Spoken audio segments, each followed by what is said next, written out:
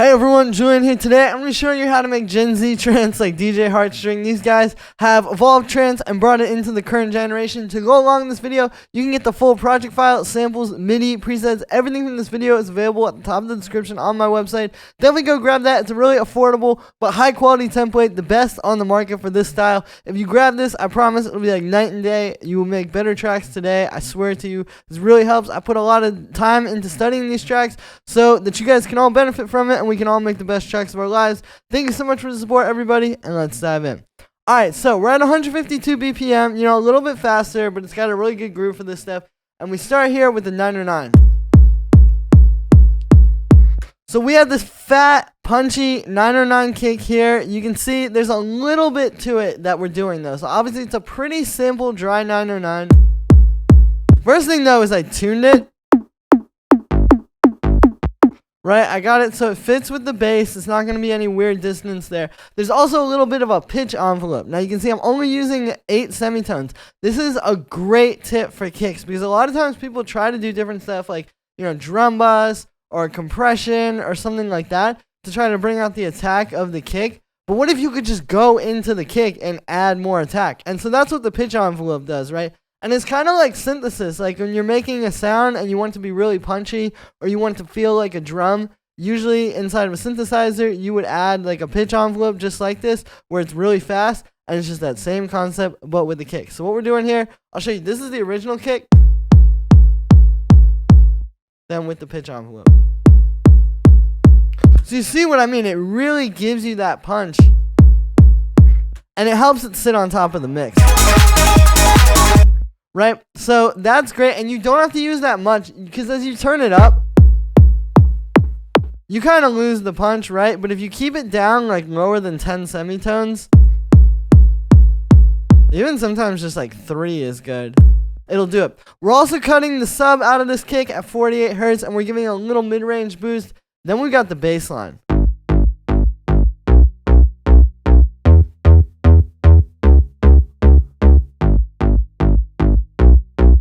So here's the bass line. This is playing the chord progression for the track. This is one thing that you notice with these tracks, right? Like they'll have all these synths, but none of those synths are really following the chord progression. It's this bass line which is defining that chord progression and obviously the bass groove, so that all those other synths can jump around that and do all these different melodic things. So we're going G sharp minor, B major, E minor, excuse me, E major, C sharp minor. So root note, minor third, 6th, 4th, right? It's a good call and response because you're getting the call and response of, right? And also this call and response. But then there's also the call and response between the first half and the second half. There's a lot of calling and response here. The other thing is you'll notice the notes are a little bit shorter. They're not like full length 8th notes. And that helps the groove. You don't actually want these to be that long. So for the first layer to the bass, we've got this wavetable patch. We got a little bit of the sub oscillator and then a saw wave and a square wave, so you get this really full waveform from using both. A low pass filter, and then this envelope 2 you can see is on the filter cutoff. So that's giving us that nice punchy kind of sound. We got a bit of unison, and then we're just cutting some sub out of this. I noticed in these tracks, they really don't have that much sub in the bass. Like when I was studying it, they cut the sub a lot, and I think that's what makes it so clean, especially because it's so fast, and there's so much like high end in those drums. So if you don't cut the sub, you're gonna get a lot of crunch. So we're cutting that, and then on the second layer of bass, so you can see this is just this punchy little kind of like 5th layer made with analog. This is sort of like the supporting layer. Basically this is 2 square waves, one's an octave and a 5th up. We've got a low pass filter with a bit of an envelope to make it punchy, right? Amp set kind of the same. And then same deal, we're cutting the sub on this one. It just adds a little bit more fullness, especially that 5th octave up oscillator can really add something underneath the main bass. And then on the group there, we're doing a bit of a sub cut on the whole thing. So again, really trying to clean that out and not have any weird rumbling frequencies. They're going to mess up the master. and then we're converting it to mono with this utility, because a lot of times this EQing and all these different layers of bass together can have phasing issues. You really just want your bass and your low end to be down the center, so we're just converting that to mono. Then we got the drums. So it starts up here with the main. Right, like these main drums, I always start with these. So starting with the clap, we just got a nice punchy clap.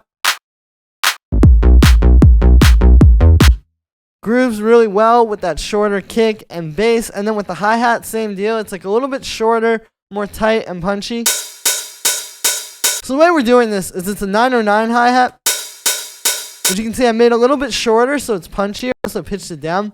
And then there's this 808 hi-hat. So it's like using, which you can hear gives you a lot of high end. So it's using these two classic drum machine sounds. And they can complement each other and then fill each other out. You know, then we got some background percussion, like we have a shaker. A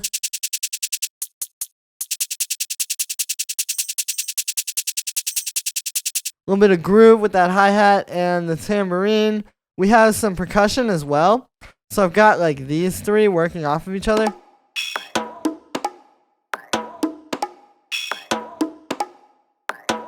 So it's these different bongos and these drum racks here. There's also a little bit of that like tambourine inside of this watcher kit. And yeah, so we're using these drum racks and we're creating call and response and having like multiple different elements kind of talk to each other.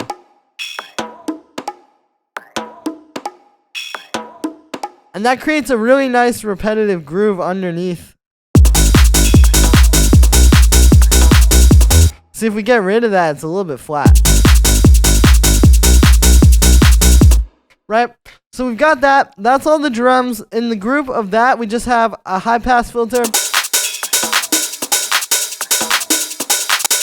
And then we have this analog arp.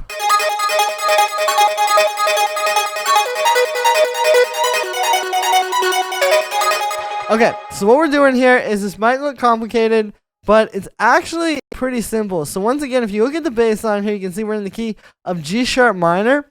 So as long as you follow notes inside of that key, you really can't go wrong here. But then the secret to this is that, as you see, where the bass line's playing G sharp, this is actually starting on the 5th D sharp. So then when you play them together, right off the bat, you're getting that relationship there, where it's like this arp, where it's literally the 5th, the root note is in the middle, and then there's another 5th up here. We also use a 4th.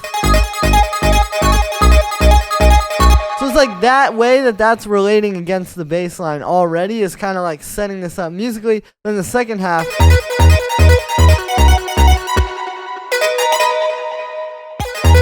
So then this is like this.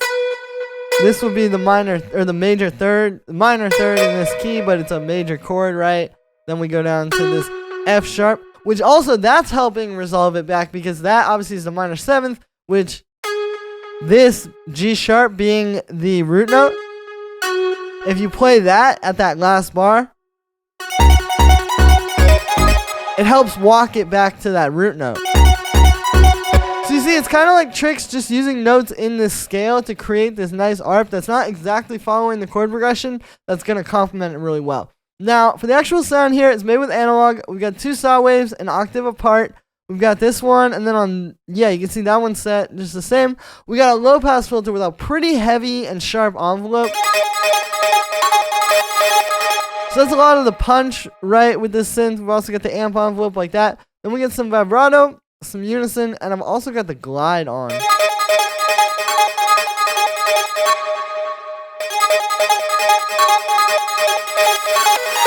So yeah, you can hear that. We got a bit of erosion. Here's without it. With it. So you see that like metallic digital kind of thing that's happening with this synth? That's all erosion. We got a bit of chorus to spread it out, a bit of echo, which is on ping pong, because you can have a little bit more stereo width, I've noticed, with these tracks also. It's not like techno, where you need it to be super mono compatible. We got a bit of reverb, high pass, and then we're just side chaining it to the 909 kick. Then we've got this little lead.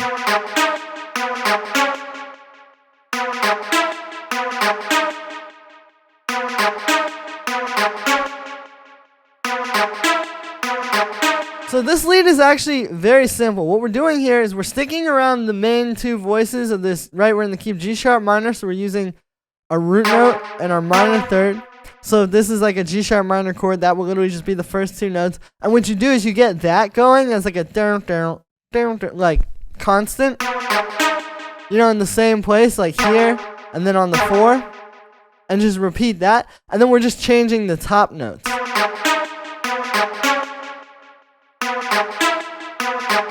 Which is pretty simple. We're just going up to the 5th. So if you look at this, that's literally like a basic G sharp minor chord right there. Root note, minor third, and 5th. Then 4th, 6th. Like, it's very close voices together. And you can create this kind of a really catchy pattern pretty easily if you follow the scale like that. Now, for the sound, we're using wavetable, and it's meant to be like a saw wave with a little bit of a different flavor. So we got this sweep saw wavetable, and then we've also got this malice wavetable. So you can kind of hear what each of those do. We've got this envelope 2 on the oscillator 1 position and the filter cutoff. So yeah, it's like a super saw pluck, but it's just got a little bit of a cooler texture to it. We've got a ton of unison, a bit of echo, reverb, high pass, and then we're side chaining it. And then the last synth down here, this pad.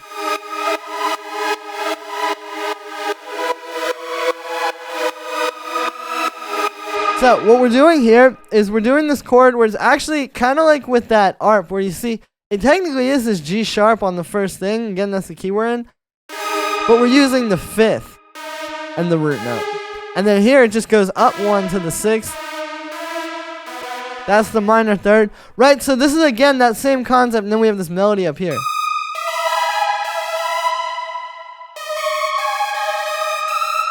Right, we're just using notes in the scale like 5th, minor, 6th, minor third, root.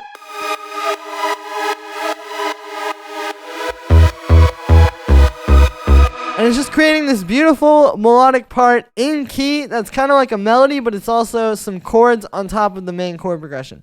The sound for this one's pretty simple, right? It's just a super saw. We've got a saw wave, a bunch of unison, a bit of reverb, a side chain, and then a high pass is important with this one.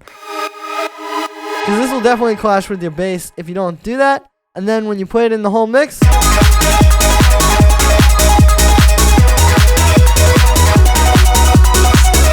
there we go. And that's going to be it for this one, guys. I hope you enjoyed. As always, make sure to like this video as well as subscribe. And let me know what you think of this video in the comments. Like I said in the beginning, you can get this full project file, samples, MIDI, presets, everything from this video, this huge template that's really high quality. It'll help you make better tracks today. I promise if you grab this, it's going to be like night and day. You can do so much with this. I've seen people take these and really take their career to the next level. Thank you so much for the support, everybody. Every little bit helps me. I really don't make a whole lot off of YouTube. You guys would laugh if you saw what the ad revenue looks like. But with these sample packs and project files, I'm able to keep going and keep bringing you guys new videos every single day. Plus, it helps support the community so we can all make the best music of our lives. Thanks for the support, everybody, and I will see you tomorrow with another video.